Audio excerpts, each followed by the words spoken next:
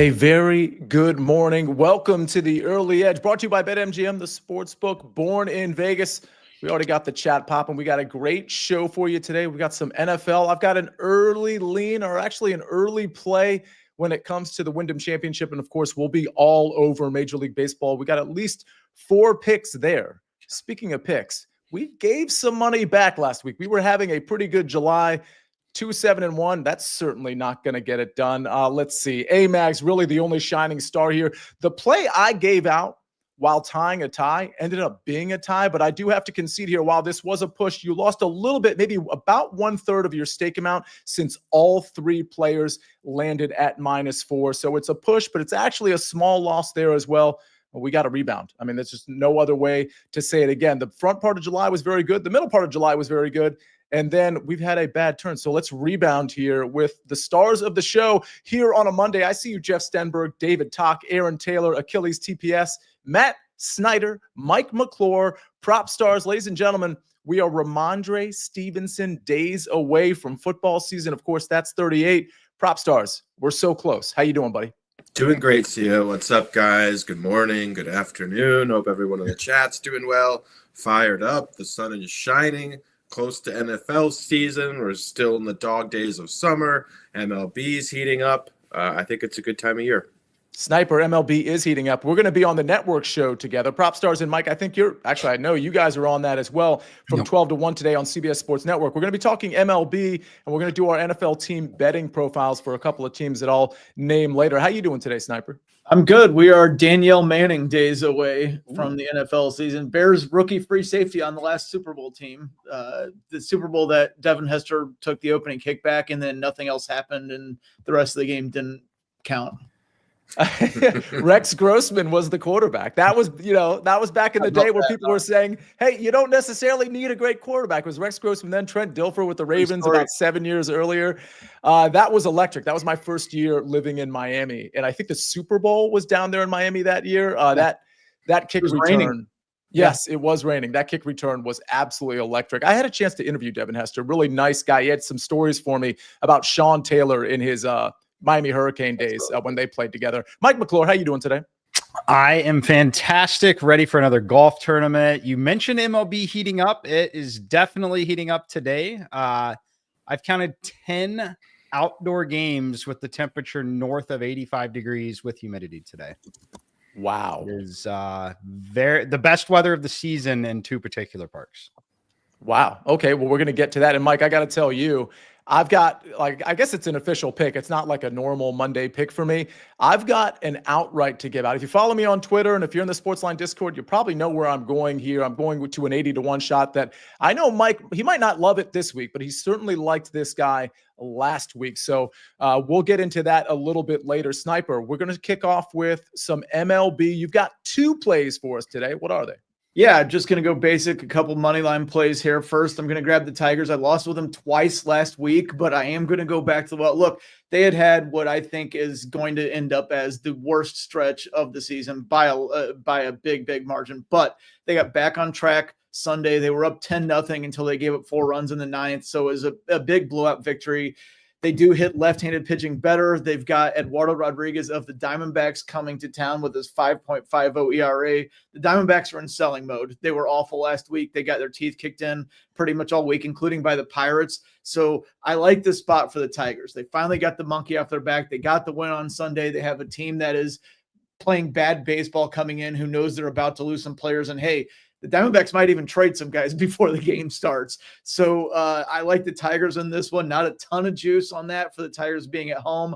So I am going to go with them. Also, the Miami Marlins are not that bad of a team right now. In fact, I would go as far to say they are a good team right now. They're 20-9 in the last 29 games. They took the Padres down in a series at home last week. Then they went to Milwaukee. And you could argue the Brewers were the hottest team in baseball, and the Marlins won a couple games there, and they were leading late yesterday as well.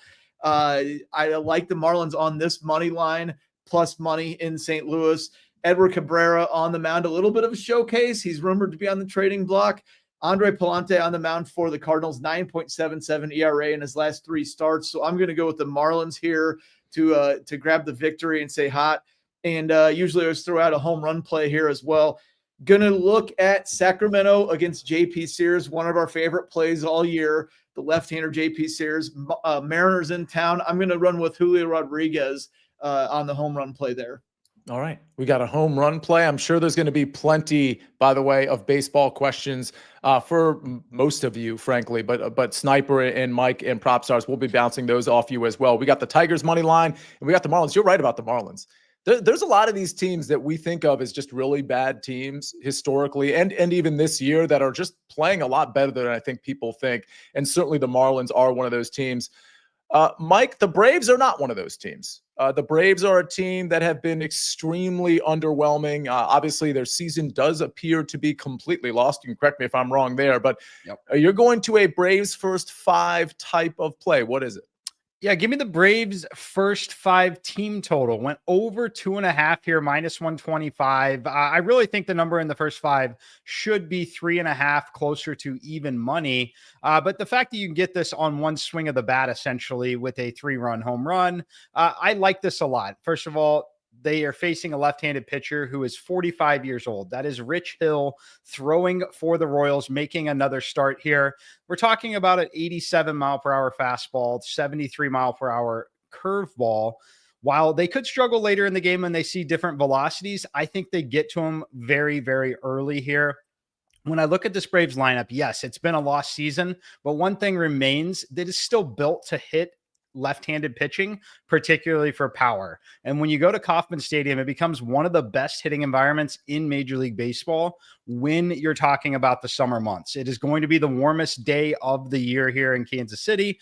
We're talking 90s on the temperature, winds blowing out, humidity over 60%. It's going to feel gross when you're sitting out there. But look, this team should be hitting Rich Hill at this point. I wouldn't be surprised if we cash this ticket in the first, second, or third inning. But you do get all 5 here, looking for that third run in the first 5 innings. Frankly, if Rich Hill pitched 5 innings and only gave up 3 runs, it's close to the definition of a quality start when he gets to a 6th inning. They're not going to run him out there for a 6th inning, but the Royals would be absolutely thrilled if he got through 5 with only giving up 3 runs here. So for me, Braves team total number should be 3.5. While it's not, we're going to play it here at 2.5. This is so interesting. When I heard Sniper, I got to offer your Cubs a little bit of criticism here, because when I heard Rich Hill was like pitching again in general last week, I mean, I was stunned by it. I was like, oh, this is a different Rich Hill. Like it's his son or just somebody who happens to be named Rich Hill. And then it's not like he was dominant. I mean, I'm not looking at the stats, but I mean, he pitched 5 innings, 6 hits, 1 earned run. I mean, it's not like, how did the Cubs not touch him up? What was going on there? I don't have a great answer for you. They've been bad against left-handed starters for a while, but he shouldn't really count because he's such a soft thrower. It's not quite the same, but yeah, they've had trouble with lefty starters there with Bush, Tucker, PCA, and Ian Happ's better from the left-handed side than righty. So a lefty starter is a good way to get the Cubs. Mike, go ahead. I would say, and they also should be able to run all over him. Cubs stole 7 bases on Rich Hill in those 5 innings. Wow. Yeah, the runs that they did get felt fluky. Like there was a weird play on defense and there was a lot of base running. Like they did not hit him hard. Yeah. Wow. Very, very interesting stuff. All right, let's get to the home run model, and then we're going to skip ahead to PropStarz plays, my plays, and then, of course, your questions. The SportsLine model, top MLB home run plays, a couple of new names here. Of course, Junior Caminero, that's not a new name. Plus 285 says the SportsLine model, the real odds, plus 390. Then we go to Sean Murphy, plus 340 versus plus 420. And then Ryan McMahon, no relation to Jim McMahon, I don't think. We were just talking about Jim McMahon last week, so I felt like I had to say that. Plus 383 versus the real odds, plus 475. Hand up, anybody. Does anybody have anything to say about any of these 3 guys? Mike, go ahead. Sean Murphy hitting 5th against Rich Hill. Ties in nicely with the Braves. Oh, I love that. Okay, so now I have to like piece some sort of like crazy parlay together. That's super fun. Any Sniper, any comments about any of these 3 guys? Well, McMahon, just got traded to the Yankees, left-hander. You've got the short right field porch in Yankee Stadium. Drew Rasmussen, I don't know about that one. Yeah, I could see it, but I'd like Murphy more than anything there because with Mike's analysis. All right. We got a lot more to get to, baseball and otherwise, and we're going to do it right after this message from our partners. Here we go. The 2025 CBS Sports NFL schedule is here. 18 glorious Sundays. He's got his receiver touchdown. Filled with rematches. Oh, the play of the year. And rivalries. Touchdown, Bengals. Plus, plenty of superstar showdowns. And an epic matchup between the Chiefs and Cowboys on Thanksgiving. Clear your Sundays beginning September 7th for the NFL on CBS and Paramount Plus. We're back on the early edge, and I do want to remind everybody about the Fantasy Football Today Show hosting the Draft-a-thon. We've already got, I think we've pretty much already got the spots filled up. I may be wrong. There might be a few spots still left for the FFT Open, but more importantly for right here, right now, we're trying to raise money by giving out an opportunity to give out a pick on the show. So the link will be in the YouTube description. The link will be in the podcast description as well, and maybe we'll put it in the chat. But if you want to come onto this show and give out a pick among all of us, all of this early edge family, go ahead and bid on that, and you just might get it. Again, share your bets on the early edge, courtesy of the Draft-a-thon. All monies go to St. Jude Children's Hospital. And I do want to remind everybody, we'll remind you again tomorrow, there's only a few days left to vote for the Early Edge as best male hosted podcast, an award we all definitely want to win and advance to the finals for. So make sure you've got that on your mind. It takes 60 seconds or less. The way to vote is pinned on my profile. All right, PropStarz. We've got some NFL questions in the chat, which I want to regarding the NFC South, which I do want to get to. It's regarding the Bucs. But first and foremost, you've got a baseball pick, and then you've got a prop on a Detroit line. You've got the floor. Indeed, yeah, we'll start in the MLB. Going to the pitcher market, outs going under 18.5 pitching outs on Christopher Sanchez on the Philadelphia Phillies. Sanchez has been absolutely phenomenal, legitimate Cy Young candidate, coming off of arguably one of the best performances of his career, certainly this season. Complete game shutout versus the Red Sox. But I'm going to fade him under 18.5 pitching outs. First and foremost, we know 18.5. Getting an out in the seventh inning is a tall order, a difficult task for any pitcher in baseball. I also like fading him coming off of the complete game. I think he's likely to underperform, especially considering he had a season-high pitch count in that game as well. And this matchup, while at first glance may appear like a soft one, the White Sox have been hitting the ball well. They rank top 10 in OPS over the last 30 days. They're 11th in OPS against opposing southpaws as well. So it's a bit of a difficult matchup for Sanchez, and I just think it's going to be hard. I don't think the Phillies are going to push him very hard. I think he ultimately pitches 6 innings or fewer here. So I'm going to fade that out in the seventh inning. And then we're going over to the NFL. This is a season-long prop, one of my favorite markets, as you guys probably know, and a rare over that I love, and it's Sam Laporta to go over 650 receiving yards on the season. Sam Laporta had that phenomenal rookie season, then followed that up by a pretty disappointing sophomore campaign, had really high expectations coming into year 2, and he didn't eclipse 40 yards until week 14, if I'm not mistaken. Had a really bad start, but ended up coming on strong over the final 4 or 5 weeks for the Lions. Even despite the disappointing season, he still easily eclipsed 650 receiving yards. So, yeah, this number is just way too low for Laporta. Also, Laporta dealt with various injuries. He had a lower body injury, he had a shoulder injury that he talked about. That really hampered him over the first 10 to 12 games. And that was evidence if you look at the box scores as well, because he looked like a completely different player over the final 5 weeks and in the playoffs as well. So this number is too low for a guy who's likely to get 120 plus targets in this Detroit offense. I also like the fact Detroit, I think they maybe take a step back as far as the defense is concerned. I think they're going to be forced to be in some more high scoring environments, likely see an uptick in passing volume from Jared Goff. Jared Goff targets the tight end as much as any quarterback in the NFL as well. So Sam Laporta can eclipse this in 10 or 11 weeks. So, yeah, I love this spot for him to go over 650 receiving yards on the season. All right, we got Sanchez under 18.5 outs and Sam Laporta over 650.5 receiving yards. Sniper, I saw you nodding your head. Was it in relation to the prop or his sort of editorial on the Detroit Lions maybe regressing a little bit, or you just I was just appreciating the NFL futures play. Totally get it. I mean, we've given out on this show and in the Discord, PropStarz. I know you've given out all your picks in the SportsLine Discord, which of course is free to SportsLine members. We've given out just on this show at least 30 props, which we don't expect everybody to take every single prop. Take the ones you like, whatever you want to do. But the insight alone, I think, is like you can apply to so many different things, including fantasy football. Mike, you and I are going to be doing fantasy football today, DFS.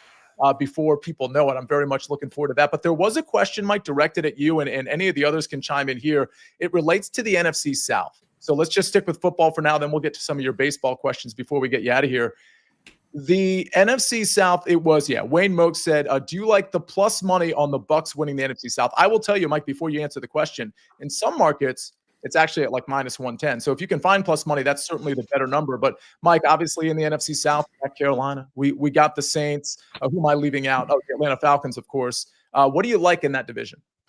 Yeah, look, I don't love everything here, but I would not be able to be talked into playing anything except for Tampa Bay at plus 110 range. I think there's a possibility that the Falcons can win enough games at the right time.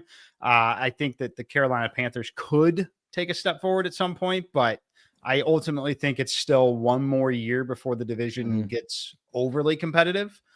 So if I had to play something here, it certainly would be the Bucs, and I did include the Bucs in the division winner donkey parlay that I did give here, but it was the one I felt the least confidence in. PropStarz.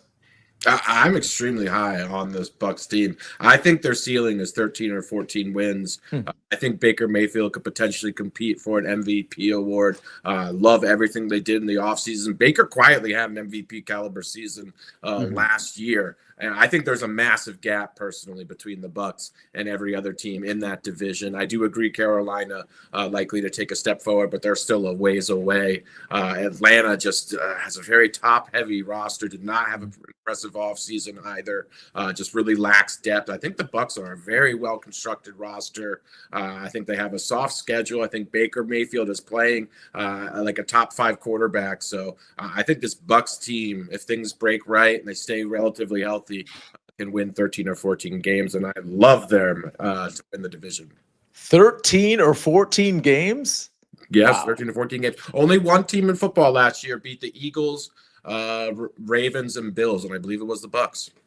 Yeah, I mean, why isn't Washington included on that list? I'm just saying they beat Washington too. Granted, it was week 1. By the way, I like Michael Penix and the Falcons. I worry about their defense, but I agree. What are we looking at? Plus 110 on BetMGM. That's a really good number that BetMGM is offering there. So I do like. I mean, I think that number is pretty good. I don't know if I'm going to bet it or not, but I think you're on the right side of it if you like the Buccaneers. Before we get to speaking of odds, before we get to baseball questions, because Sniper, we got a couple for you. Let me give out my play. Again, if you're in the SportsLine Discord, you already got this. And if you follow me on Twitter, you certainly got it as well. I kind of started a thread late last night when odds came out. They came out first on DK. Now they're out on FanDuel, and they'll be out on BetMGM very, very soon. But I thought Emiliano Grillo, who, Mike, I know you liked a lot last week. Oh, my gosh, this graphic.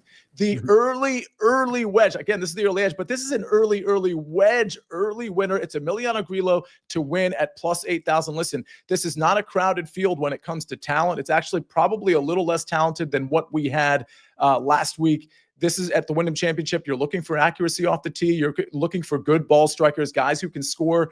With respect to Emiliano Grillo, the knock against him would be the putter, but he's actually gained with the putter in 3 of his last 5 events, and he gained with the putter, or he was neutral with the putter when he played here last year, and he was excellent with the ball striking last year. It was just the around the green play that kind of held him back. But I think at 80 to 1, 75 to 1, I actually think these true odds should be in the 45 to 50 to 1 range, especially when you look at the odds and you see what type of caliber player is in that 40 to 50 to 1 range. Grillo belongs there, and for some reason he's 75 or 80 to 1. Mike, what do you think about Grillo? I know you liked him last week, but that certainly doesn't mean you like him this week. I love him this week. Definitely will be on the outright card at 80 to 1. I haven't run the number yet, but I'm speculating that I'll have it around 50 to 55 to 1. Certainly not quite as high as last week, but the strength of the field did improve pretty significantly this week relative to where it was last week. And I've got guys at the top like Fitzpatrick and Ben Griffin who are going to take Robert McIntyre potentially, just guys that could take meaningful win equity away that will kind of move that number a bit. But I certainly won't have it as high as 80-1. So I will certainly show value on it. That's a good point about the strength of field, because at the top, we're swapping out like Burns and Goddard for guys like Fitzpatrick, Ben Griffin, Keegan, Robert McIntyre. So it makes sense that this field is a slightly more talented than last week. But again, Ethan Matsuyama, just some of those names that, yep. That's totally fair. And by the way, 7 o'clock tonight, it's just going to be me and Mike on the DFS show. And if you've been dialed into the DFS show over the last, I don't know, pretty much this entire year, but especially lately, we're starting to talk about outright odds and guys we like that we're going to bet on that Monday show before the best bets show at 7 o'clock. So something to keep in mind. We're not just talking DFS there. We're pretty much talking everything tonight on this SportsLine YouTube channel at 7 o'clock. Joey B says odds that Sia did an arms day at the gym before the pick of that graphic was taken -100. I did not actually, but it's something I totally would do. So it's a completely fair price to put out there. Sniper, let's go to some baseball. Aaron Taylor and Eric David are asking about the White Sox. Aaron Taylor says Chicago White Sox team total over. Interesting, because I think they're going against Sanchez. And then Eric David says, hey, how about that pre-flop play on the White Sox team total over 53.5 wins? How's that looking? Yeah, well, I've got a bunch down. There's a lot of questions about the Rangers. Rangers on the run line, Rangers team total, Corey Seager over total bases. I like all those. The Rangers are really, really hot right now. The Angels are not. It's Jacob deGrom against Jack Kowanowitz. So that's a really good matchup to dive on the Rangers there. And yeah, the Phillies, I was asked about Phillies run line, Phillies first five, their team totals there. Everybody wants to pick on the White Sox. The only thing I would say is, yes, I know the Cubs beat the White Sox the last two games, but the White Sox were really, really hot before that. Then again, Christopher Sanchez, against, what was it? Davis Martin.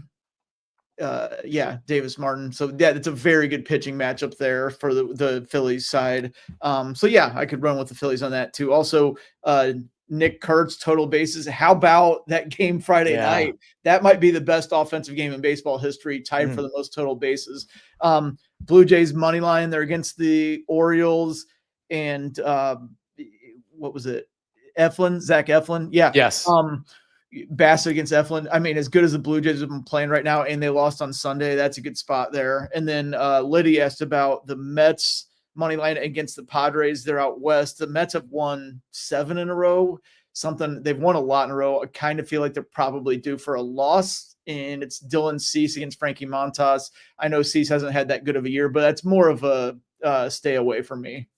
By the way, speaking of the Blue Jays, we were just about to get to the SportsLine pick, which we haven't revealed yet. And Sniper, good transition, because our SportsLine pick is in fact the Toronto Blue Jays money line -123, courtesy of Bruce Marshall. I think a couple of the SportsLine guys are on the Blue Jays. And Sniper, this makes sense, right? We got Bassett versus Eflin. We got a great team versus an extremely. You want to talk about the Braves being underwhelming? I think the Orioles have them beat by a little bit. Yeah, and they're ready to sell some guys. So again, when we're talking about being July 28th, the trade deadline is July 31st, we might well see players traded before the games even start on any of these days. Very interesting stuff. All right, Joe, let's go to baseball. Then we'll have one more football question for PropStarz relating to Bijan Robinson's rushing total. But Joe Dudzik says, M2, can we get the best weather spots for today? He mentions that you said KC was one of two that you loved. What was the other one? Cincinnati. I love Cincinnati. I think the Dodgers score a lot of runs against Burns today, personally. He just throws a ton of fastballs. Great hitting conditions there. You'll see a little weather in the forecast, heavy rain. I think it's going to miss the ballpark, be pretty isolated, but it's going to be extremely humid in the area. So like that a lot there. And then the other one that I think is sneaky good is St. Louis. Okay. And we got 3 there. Do you ever bet Yerfies and Nerfies, Mike? Because Eric David, since you focused on that KC game to some extent, he has a 50% boost that he can use to get it to the Yerfie at +120. Do you ever bet that for the first inning here in the KC game?